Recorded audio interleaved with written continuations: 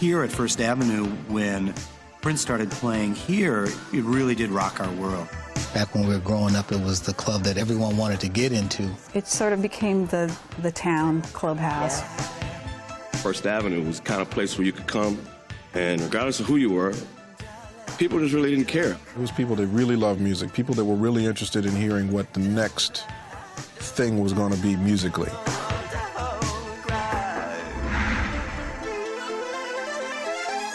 First Avenue was the main club on the main drag in Minneapolis for live music. It was a bus station until about 64, I think, then reopened as a depot in 70. There was a thing called Uncle Sam's that ran here. It was a chain operation run out of Cincinnati. The original club was called Uncle Sam's, the very first incarnation of this club, which opened in the mid-1970s. I think maybe as early as 73 or 74. Before First Ave became a rock club, First Ave was a discotheque. And so this was the place in Minneapolis where people from all the neighborhoods would come to dance. It's a great location. It's very central right here in downtown Minneapolis, and it just has a really great atmosphere. I think that the way the stage was set up and the good-sized club that you could get, 1,500 tops, maybe 2,000, it's hard to find. There's the main floor area, and then there's the second level where people can view artists from up there, and the stage is nice and big too, so you can get plenty of equipment up there, and there's plenty of space to perform, which is great because not all showcase clubs have that. Club with great sight lines, with a big dance floor, with the capacity to make a lot of noise through the frequencies, high end, low end, all that stuff. So, good place to play, and it's easy to find. First Avenue was an amazing venue that had a main stage and a small club next to it called 7th Street Entry. 7th Street Entry. 7th Street Entry, and that was the cool little where all the cool bands would play. To reach First Avenue was kind of a goal of local bands. The two factions, kind of the funk side and the rock and roll side, developed out of this building. We finally made our way as Flight Time into First Avenue through 7th Street Entry. There was a lot of clubs that wouldn't let us play because we were a black band, and First Avenue was really one of the first places to give us a shot. Lots of bands that started in the 7th Street Entry sort of went on to become pretty famous, like Soul Asylum and The Replacements and Husker Du. The enormous amount of talent that's passed through their doors in the years and years and years of their existence, they kind of became one of these legendary rock clubs like the Bottom Line in New York, or the Roxy in L.A. Whoever was booking the entertainment at that time was very diverse in their musical taste. It could be rock today, it could be R&B tomorrow, it could be blues one day. If you're a punk band at that time, if you are anything that's totally different, out of the ordinary, you can play 7th Street Entry. But you also had to be good. First Avenue and Steve McClellan, its wonderful manager, have a history of putting music and fans before anything else. Steve McClellan, God bless him, was the kind of guy that I could call at 11 o'clock in the morning and say, what are you guys doing tonight? Prince wants to play. And he'd say, well, we had a couple bands scheduled, but we'll rebook them, come on down. When you got that going for you in a professional venue that has a great crew, that works hard, that's supportive like that, it ain't broken, don't fix it. You had a successful concert when you could walk around and look at the diversity of the room, because that meant you were dealing with the whole audience, and you were dealing with a music crowd and not a mainstream crowd. It was definitely crossover. First Avenue was one of those clubs where, they actually had a night called Club Degenerate Night. And it was just like people would just come in with whatever they had on, and they just come in, they bounce up against the walls and just do their thing. I think the types of people that came here were all creeds and races, colors. First Avenue was kind of like an anybody club. I think that's kind of why, people like Prince, myself, and we all used to come here because it was like you can get away from where you were always stuck at. I think that it created that atmosphere that certainly appealed to our audience was. The music was so diverse. People were so, Prince was able to fuse so much stuff. So much of the Minneapolis sound was just a fusion of all those different sounds. I'd like to dedicate this to my father. It's a song the girls in the band wrote, Lisa and Wendy. Prince wanted a local forum where he could do informal, impromptu club shows, try new music out, try musicians out, and First Avenue filled the bill. And I remember times working in the 7th Street entry where Prince would actually come down and sit in the back corner of the 7th Street entry and watch these punk rock bands. I think Prince just decided to do a surprise gig one night.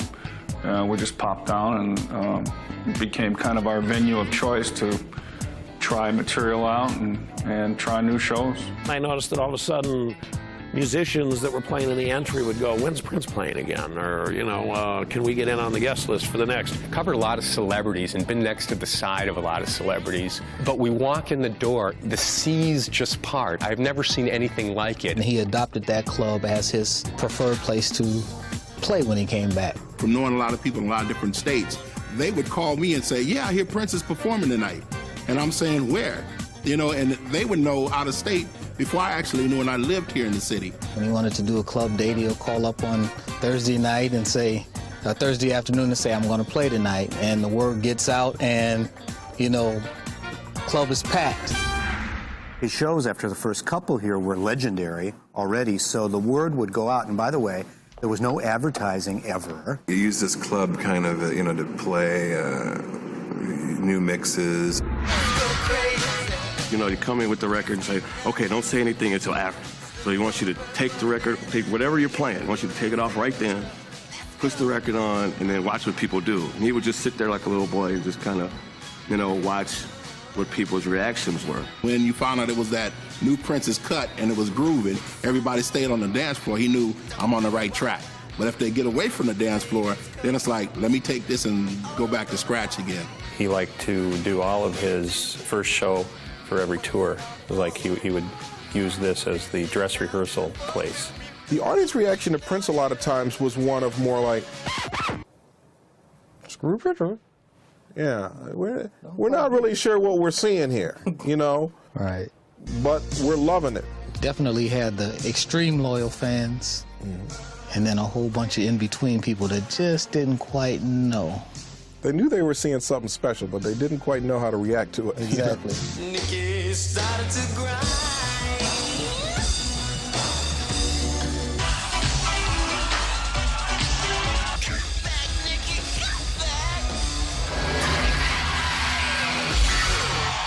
I don't think there'd been a film that had so effectively captured the experience of a rock and roll concert. We had recorded some of it live previous, and then some of it was played to track. The movie, of course, you know, the place is jam-packed and people are dancing and just having a great time. Most of the music to the soundtrack was premiered at a club show at First Avenue in August of '83, which was also Wendy's debut in the band. I know we kicked it off at First Avenue by doing all those songs from the film, and then just went right into the film. It was the first time any of that music had been played publicly. And as luck would have it, the basic tracks to several of the songs on the soundtrack album were first recorded there as part of that show. How's the family? I think it really depicted that Battle of the Bands thing really well. That was true in Minneapolis. I got 3 acts. I don't need 4. That means one of y'all have got to go. Did a good job of showing that competitiveness, because that's the way it was back then in Minneapolis. Very competitive. Everybody likes to argue about who first did the on the synthesizer, because that was like straight out of Minneapolis, and so it's like, you know, was it Jimmy Jam, or was all these guys were making claims to it? There was a little bit of a rivalry there in real life that was sort of between Prince and Morris, but they were such good friends that it was almost in play. You know how people do that when there's sort of like this competition. You know, when we were on tour with them, there was always a little bit of that competitive thing going on to see who could be better that night. It captures really well and is very honest is the competitive spirit between bands, which, you know, is rarely talked about, but is vital to any artistic endeavor. After Purple Rain, First Avenue turned into a sort of a tourist club. And we always kind of felt a sense of loss. For a while, when that movie did come out, it was kind of like the Mall of America. People would fly in and they'd get their picture taken in front of here. What happened after the film was unbelievable. The club would sell out by 8 o'clock at night. There would be a line around the block of people waiting to come in. People from Chicago, people from New York, people from London. It was unbelievable. It was kind of a weird thing because you'd have people in here and you want to say, hey, isn't this band great? And they didn't care about the band. They wanted to see Prince. Just to, see how not just Minneapolis has taken a hold to him, but the world itself. Prince is like that top guy that, when it comes to the musical world, there is no other. I played here as a kid in bands. I met my wife here. I mean, the band exploded here. First Avenue definitely still has the legacy. The music still goes on, and and every time we go by there, there's always a crowd, and there's always some new music going on.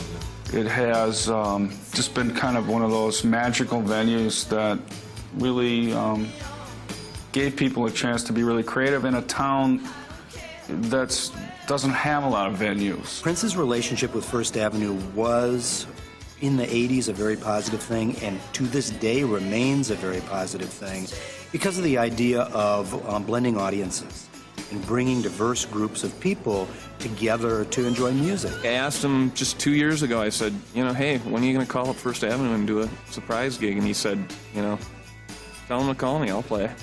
So it's like, we're still waiting for that First Avenue gig. That'd be pretty cool.